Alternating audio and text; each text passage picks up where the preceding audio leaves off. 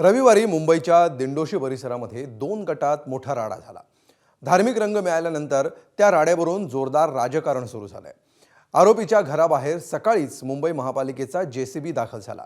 हनुमान चालीसा पठणावरून दुपारी बजरंग दल आणि पोलिसांमध्ये बाचाबाची झाली, तर संध्याकाळी घटनास्थळी दाखल झालेले भाजप नेते किरीट सोमय्या यांनी देखील पोलिसांना ताकीद दिली आहे। दिवसभरात मुंबईच्या दिंडोशीमध्ये नेमकं काय काय झालं पाहूया।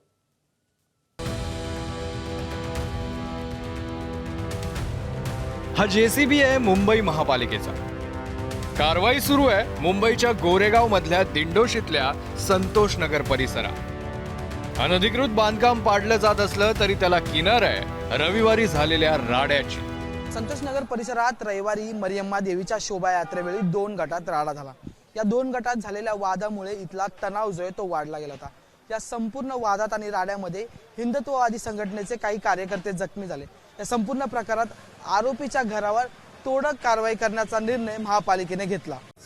पालिकेवरून सध्या इकडे जेसीबीची कार्यवाही सुरू आहे। आमची काल रात्री आम्ही मागणी केली होती ॲडिशनल सीपी जवळ आणि इकडचे डीसीपी जे आहे त्यांच्या जवळ।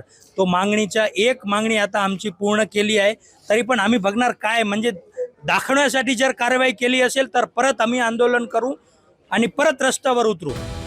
दुसरीकडे आक्रमक झालेल्या हिंदू संघटना देखील रस्त्यावर उतरल्या होत्या।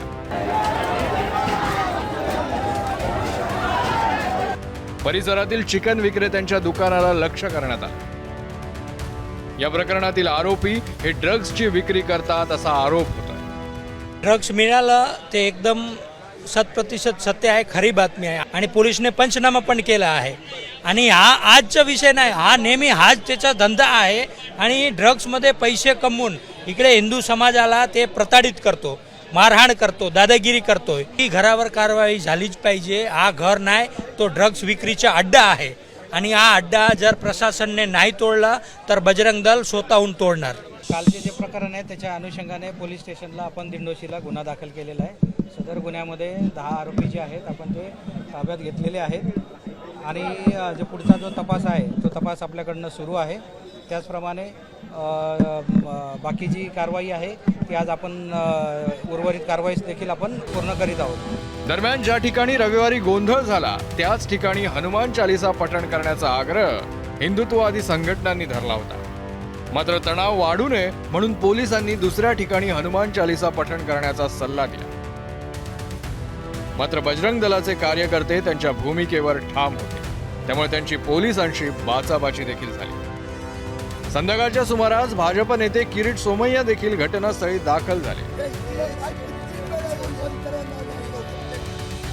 सोमय्यांनी पोलिसांनाच आरोपीच्या पिंजऱ्यात उभं केलं। दिंडोशी पोलिसांचा या प्रकाराचा वागणुकीचा त्यांना एक्सप्लेनेशन द्यावं लागणार। हे जे मुस्लिम ड्रग माफिया आहेत त्यांचे सगळे ड्रगचे धंदे, लेन जिहादचे धंदे या सगळ्यांवर कारवाई होणार। आज महापालिकेने थोडीशी कारवाई केली आहे पण हे पुढची पण कारवाई होणार।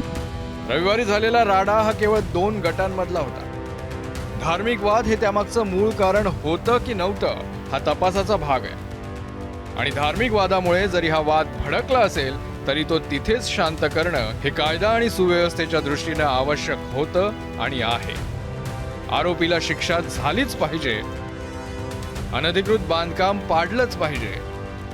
मात्र कारवाईसाठी निवडलेला काळ आणि वेळ तसंच कारवाई मागचा हेतू यावर बोट ठेवण्याची संधी सरकार आणि प्रशासनानं दिली आहे का याचा विचार देखील व्हायला हवा।